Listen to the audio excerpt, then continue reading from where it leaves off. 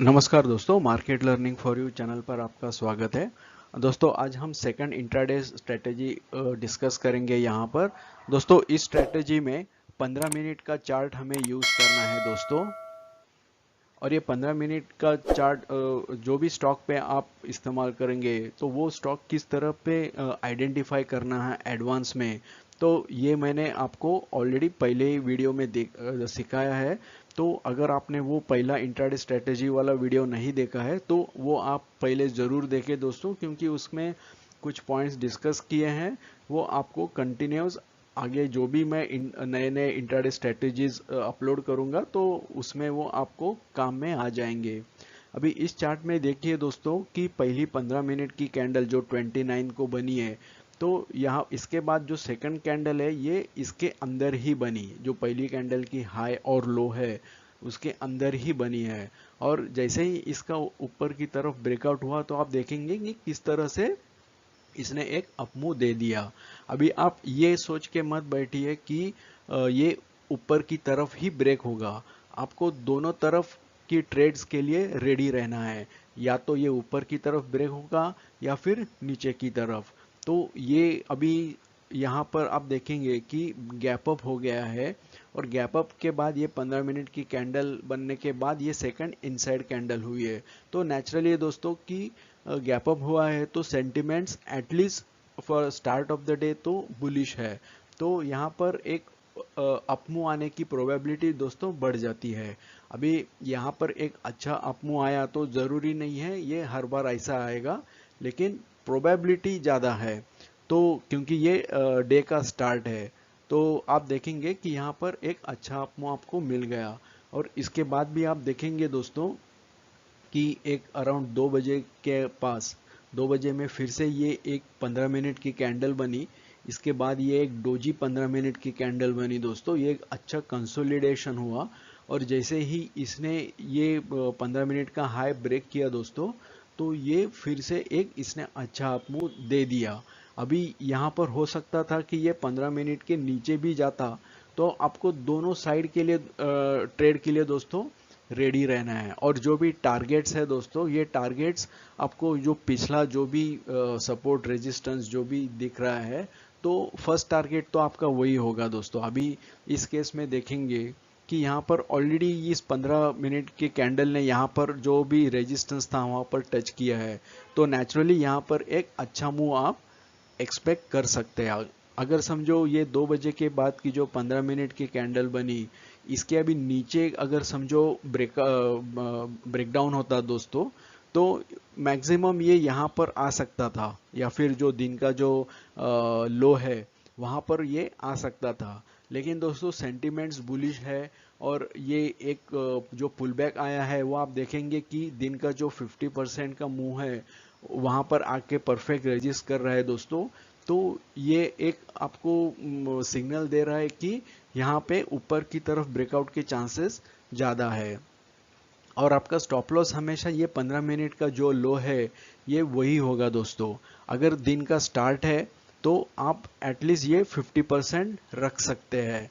लेकिन अगर कैंडल अगर छोटी है दोस्तों, तो इसका पूरा जो नीचे का जो लो है वही आपका स्टॉप लॉस होगा। अभी ये कैंडल का जो मैंने 50% बताया है दोस्तों, तो ये क्यों बताया है, क्योंकि दोस्तों अगर 50% से भी नीचे अगर प्राइस आने लगता है ना दोस्तों, तो समझ लीजिए कि जो भी बुलिश सेंटिमेंट्स थे उसमें इतना दम नहीं है, और प्राइस ये 15 मिनट के कैंडल के लो के नीचे जाने की संभावना बढ़ जाती है। अगर दिन का अगर ऑलरेडी स्टार्टिंग में अगर ट्रेंड बुलिश है और पुल बैक अगर 50% से नीचे नहीं जा रहा है, तो और अगर ये ऐसे इनसाइड कैंडल यहाँ पर बन रही है दोस्तों 2 बजे के बाद, तो ये फिर से अपमूव देने के चांस ज़्यादा है।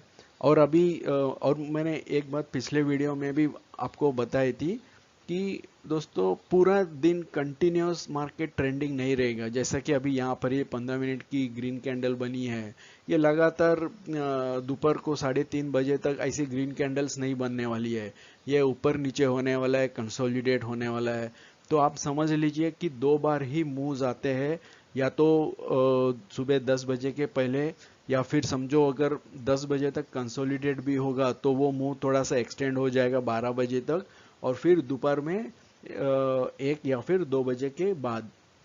और जरूरी नहीं है कि सुबह अगर अपमूव है तो दोपहर को भी अपमूव है, कौन से भी साइड हो सकता है दोस्तों। वो जैसे ही प्राइस मूव होती है तो हमें अकॉर्डिंगली ट्रेड लेना चाहिए। अभी इसमें बहुत सारे वेरिएशंस है, बहुत सारे अलग अलग हम तरीके से हम लोग ट्रेड ले सकते हैं। तो मैं कई सारे एग्जांपल्स आगे दोस्तों शेयर कर रहा हूं, तो रिक्वेस्ट करूंगा कि वीडियो पूरी देखें, आधी अधूरी जानकारी लेके मत जाइए, नहीं तो आपका नुकसान हो सकता है। दोस्तों अब इस चार्ट में देखिए दोस्तों कि ये जो 23 तारीख को जो पहली रेड कैंडल बनी, उसके बाद सेकंड कैंडल इसके अंदर ही बनी जो कि एक डोजी है, और फिर थर्ड कैंडल ने ब्रेकआउट दे दिया, लेकिन ये एक बड़ा डाउन मूव नहीं दे पाया और यहाँ से प्राइस रिट्रेस होने लगा। तो दोस्तों आपको तुरंत यहाँ पर निकल जाना चाहिए, क्योंकि ये अभी यहाँ से भले ही इसने आपका स्टॉप लॉस नहीं उड़ाया है, क्योंकि ये कैंडल छोटी है, तो आप इसका हाई जो भी है, ये हाई आप स्टॉप लॉस लगा सकते थे। लेकिन यहाँ पर दोस्तों इतना कन्विक्शन नहीं आ रहा था, ये जो कैंडल्स जो बन रही थी ये आपको इतना कन्विक्शन नहीं दे रही है। ये बड़े बड़े नीचे के वीक्स, बाद में ये डोजी बना यहाँ पर, और ये डोजी का हाई दोस्तों यहाँ पर ब्रेक हुआ, तो डेफिनेटली जो भी स्टार्टिंग में जो भी बियरिश सेंटिमेंट्स थे तो वो अब नहीं रहे, ये यही सिग्नल दे रहे कैंडल्स। और अगर आप पिछले दिन के 15 मिनट के कैंडल्स देखेंगे तो दिन के आखिर में दोस्तों एक बड़े रेड कैंडल बन गई थी, जिसने पहले के सब ग्रीन कैंडल्स को कवर कर लिया। तो दोस्तों यहाँ पर एक ऑलरेडी एक पुल बैक की तरह से ये रेड कैंडल, एक ही रेड कैंडल ने बिहेव कर लिया था, तो जो भी बियरिश सेंटीमेंट्स थे ऑलरेडी यहाँ पर कवर हो गए थे दोस्तों। ये जो 23 तारीख की पहली रेड कैंडल है, ये पिछले दिन के रेड कैंडल के अंदर ही बनी है, और ये ऑलमोस्ट इसका लो ब्रेक ही नहीं कर पा रहे। तो ये क्लियर सिग्नल है कि आप यहाँ पर निकल जाइए छोटा मोटा प्रॉफिट लेकर। अगर आप रिस्क लेना चाहते हो तो फिर आप बने रह सकते, लेकिन ये कैंडल का जो हाई है यही आपका स्टॉप लॉस होगा। हाँ, अगर ये जो कैंडल बनी है दोस्तों, ये थर्ड कैंडल, ये थर्ड कैंडल अगर एक अच्छी ऐसी रेड कैंडल बनती तो फिर प्रॉब्लम नहीं था, लेकिन ये नीचे का वीक आपको यहाँ पर बता रहे हैं कि ये ज़्यादा डाउन मूव नहीं आएगा। और आप देखेंगे कि पूरे दिन में एक कंसोलिडेशन था। अभी काफी सारे जो ट्रेडर्स है वो ये सब देख के दोस्तों यहाँ पर निकल जाएंगे, और ये स्टॉक अगले दिन रिजेक्ट भी कर देंगे, ध्यान में भी नहीं रखेंगे। लेकिन दोस्तों अगर ये स्टॉक आप कंटिन्यूस दिन के एंड तक देखते दोस्तों, तो दिन के एंड में देखिए जो लास्ट दो 15 मिनट की कैंडल्स बनी, ये 15 मिनट के बनी, और इसके बाद में जो 15 मिनट की बनी वो इसके अंदर ही है दोस्तों। और ये पूरे दिन में एक भी खास मोमेंटम नहीं हुआ है, तो इसमें एक मोमेंटम तो पेंडिंग था जो दिन के एंड तक भी नहीं आया। तो अगले दिन दोस्तों अगर इसके ऊपर या ये नीचे खुलता तो ये जरूर आपको प्रॉफिट देगा। अभी इस केस में दोस्तों इस रेड कैंडल के वजह से सेंटिमेंट्स बियरिश थे, क्योंकि इस रेड कैंडल का हाई ब्रेक ही नहीं हुआ अगले दिन यानी 23 तारीख को। और यहाँ पर जो 26 तारीख को जो प्राइस ओपन हुआ, तो जैसे ही इसके नीचे गया आप देखेंगे कि कितना बड़ा डाउन मूव दोस्तों आ गया। अब ये समझो यहाँ पर अगर 26 तारीख को सेंटिमेंट्स चेंज होते, बुलिश सेंटिमेंट्स होते, और पहली कैंडल ही अगर इसके ऊपर जाती दोस्तों, तो यहाँ पर आपका बाय ट्रेड बनता। तो दोस्तों इस तरह से आपको कंटिन्यूसली वो स्टॉक को ऑब्जर्व करना है। अगर वो कंसोलिडेट हुआ है और उसने अगर मूव नहीं दिया है उस दिन, तो वो हो सकता है अगले दिन मूवमेंट दे दे, और प्राइस एक्शन आपको एडवांस में दोस्तों बता देती है कि प्रोबेबिलिटीज क्या है। अभी यहाँ पर अभी 26 तारीख को आप देखेंगे दोस्तों कि यहाँ पर भी एक 12 बजे के पहले एक 15 मिनट की कैंडल बनी, उसके बाद में जो सेकंड कैंडल है एग्जैक्टली 12 बजे जो बनी इसके अंदर है। लेकिन दोस्तों मैं यही रिक्वेस्ट करूंगा कि अगर सुबह अगर आपको एक बड़ा मूव मिल गया है तो तुरंत आप इसमें फिर से ट्रेड ना ढूंढे, एक या 2 बजे के बाद ही ढूंढे दोस्तों। ये अभी इस केस में भले इसने एक छोटा सा मुंह दे दिया दोस्तों, लेकिन ये आपके स्टॉप लॉस हिट करवाएगा अगर आप बीच में ही कहीं कहीं पर भी ट्रेड लेते रहे पूरे दिन भर। 2 ही बार एक अच्छे मूवमेंट आपको मिल जाएंगी तो वही मूवमेंट्स कैप्चर करने की कोशिश करें। और इनिशियली अगर आप ज़्यादा इंट्राडे नहीं कर रहे या फिर आपको बहुत सारे लॉसेस ऑलरेडी हो रहे हैं तो मैं रिक्वेस्ट करूंगा कि ये स्ट्रैटेजी सिर्फ 1 या 2 ही शेयर से ट्राई करें। और एक बार आपको कॉन्फिडेंस आ गया, आपको नॉलेज आ गया तो ही आप बड़ी क्वांटिटी से ट्रेड करें। दोस्तों इस चार्ट में देखिए अब यहाँ पर 27 और 28 को एक अप ट्रेंड ही था यहाँ पर, और 29 को मार्केट जब खुला तो जो पहली कैंडल दोस्तों बनी वो एक शूटिंग स्टार बनी दोस्तों। और जैसे कि मैंने मेरे शूटिंग स्टार के वीडियो में आपको एक्सप्लेन किया हुआ है कि जो इसका जो कंडीशन है कि एक अप ट्रेंड के बाद अगर होता है तो ये एक बियरिश संकेत देता है। और आप देखेंगे कि जैसे ही इस 15 मिनट कैंडल के लो को ब्रेक किया तो एक आपको डाउन ट्रेंड मिल गया। अभी भले ही ये डाउन ट्रेंड एकदम फास्ट आपको मिला नहीं दोस्तों, ये इसके लिए क्योंकि जो पिछला जो अप ट्रेंड था ये एकदम स्लो अप ट्रेंड है और हर स्पॉट पे यहाँ पर बाइंग बाइंग होती जा रही थी और एक भी पुल बैक नहीं आया। तो नेचुरल है कि ये जब प्राइस नीचे आ रहा था तो इसको हर लेवल पे रेजिस्टेंस मिल रहा था। और आप देखेंगे कि जैसे ही इसके बाद जो 30 को पहली कैंडल जो बनती है 15 मिनट की दोस्तों, तो ये एक हैमर पैटर्न बनता है। और हैमर पैटर्न का कंडीशन ये है सक्सेस होने के लिए कि एक पहले डाउन ट्रेंड होना चाहिए। और भले ही ये एक पुल बैक है अप ट्रेंड का, लेकिन ये डाउन ट्रेंड ही था ऑलमोस्ट एक दिन से भी ज़्यादा पूरे दिन ये नीचे था। तो यहाँ पर जैसे ही इसका हाई ब्रेक हुआ दोस्तों, एक आपको यहाँ से फिर से एक इंट्राडे में अप मूव मिल गया।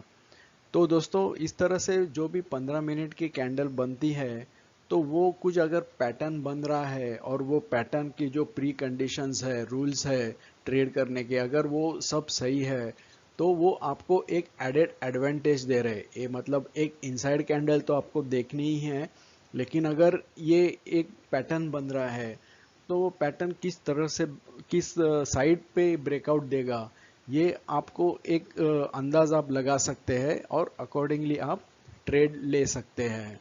दोस्तों अगर आपने मेरे जो टेक्निकल एनालिस्ट की जो प्लेलिस्ट है वो अगर नहीं देखी है तो वो पूरी देख लीजिए।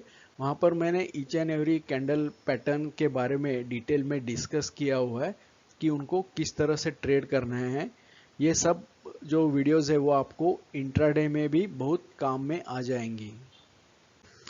ये चार्ट देखिए दोस्तों, यहाँ पर 23 तारीख को काफ़ी कंसोलिडेशन हो गया।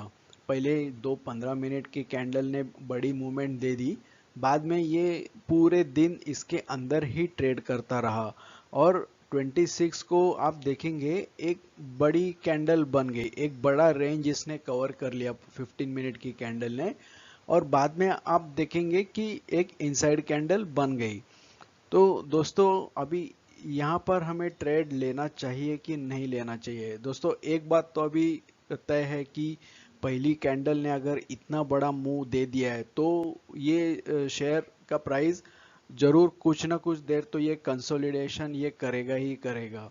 और आप देखेंगे कि ये काफ़ी इनसाइड कैंडल्स बनाते रहा और यहाँ पे नीचे इसने ब्रेकआउट दे दिया। और क्योंकि इसने एक पहले ही कैंडल ने एक बड़ी रेंज कवर कर ली थी तो ये तुरंत नीचे की तरफ मूवमेंट दे नहीं रहा था, लेकिन ये इसके ऊपर जा भी नहीं रहा था। पहले 15 मिनट के कैंडल के लो के ऊपर जो भी गया कैंडल वो वापस फिर से नीचे आके ही क्लोज कर रही थी।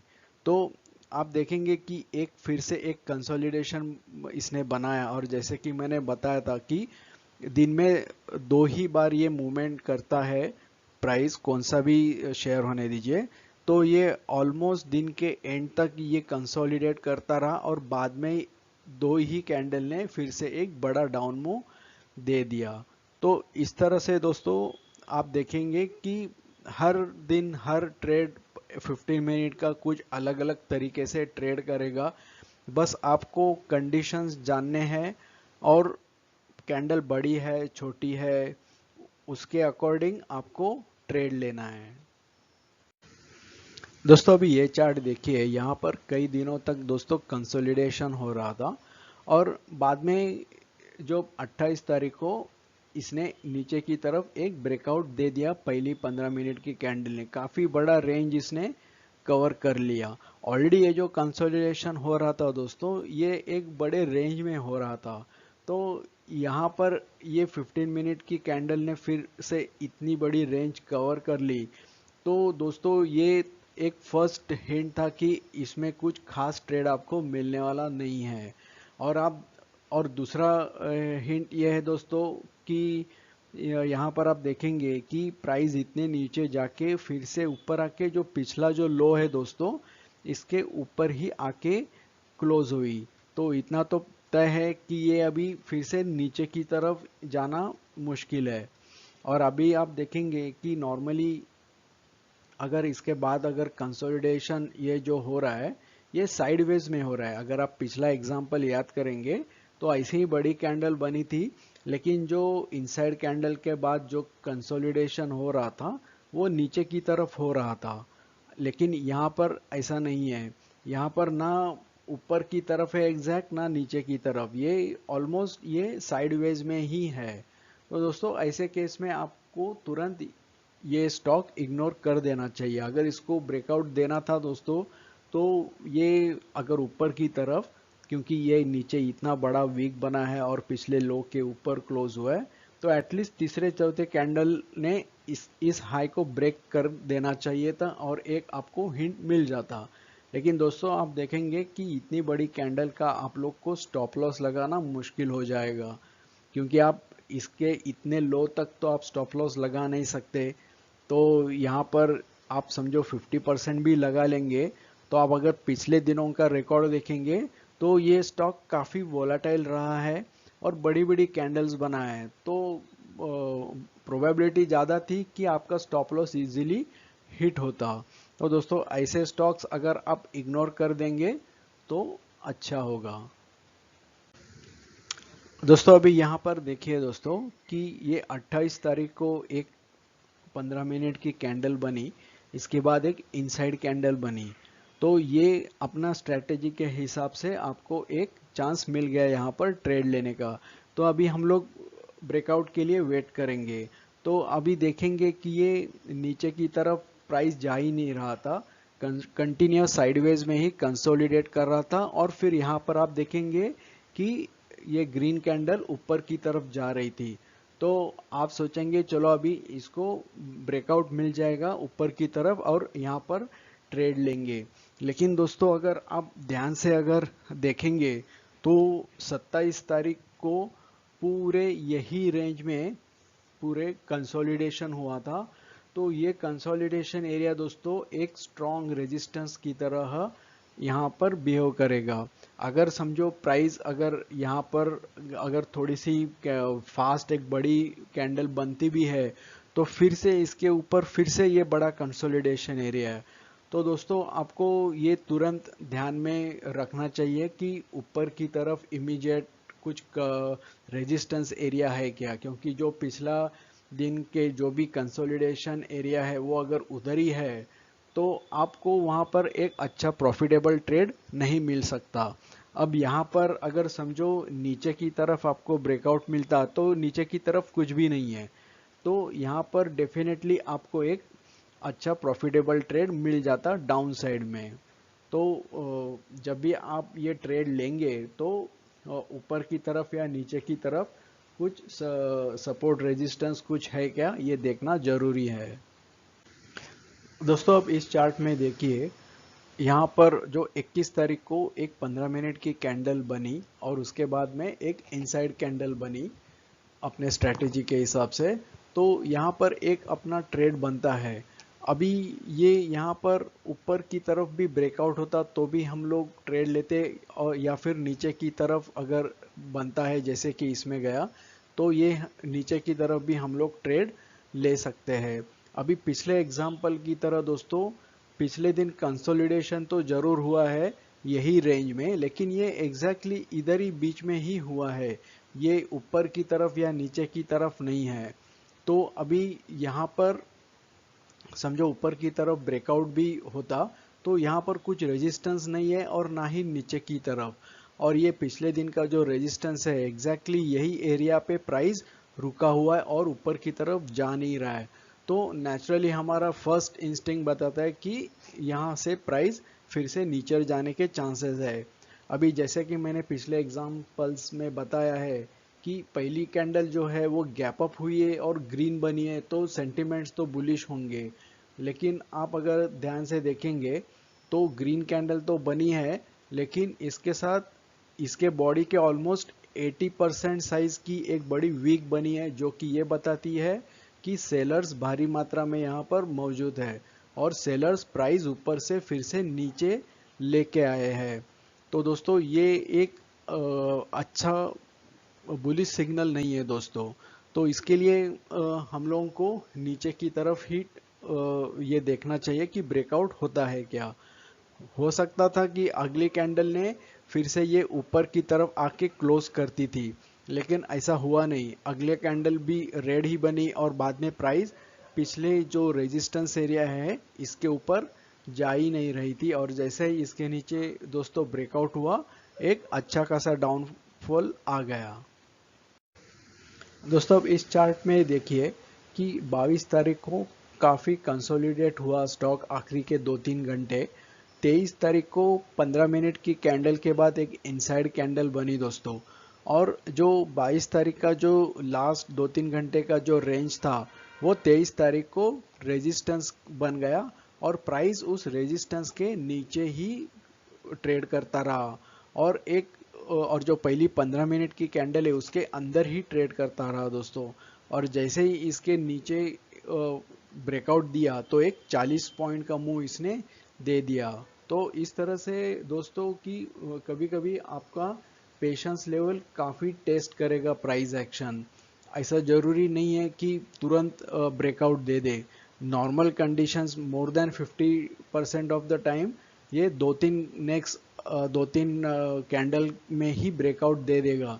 लेकिन अगर इस तरह से अगर काफ़ी कंसोलिडेशन हो रहा है तो ब्रेकआउट भी उसी तरफ से एक अच्छा बड़ा ब्रेकआउट आपको मिल सकता है। अभी उस दिन 23 तारीख को भले ही इसने 40 पॉइंट का ही दिया, लेकिन आप देखेंगे कि अगले 2 दिन लगातार प्राइस उसके नीचे ही ट्रेड करता रहा। दोस्तों अभी ये चार्ट देखिए, 28 तारीख को अपने स्ट्रैटेजी के हिसाब से पहली 15 मिनट के बाद एक इनसाइड कैंडल बनी।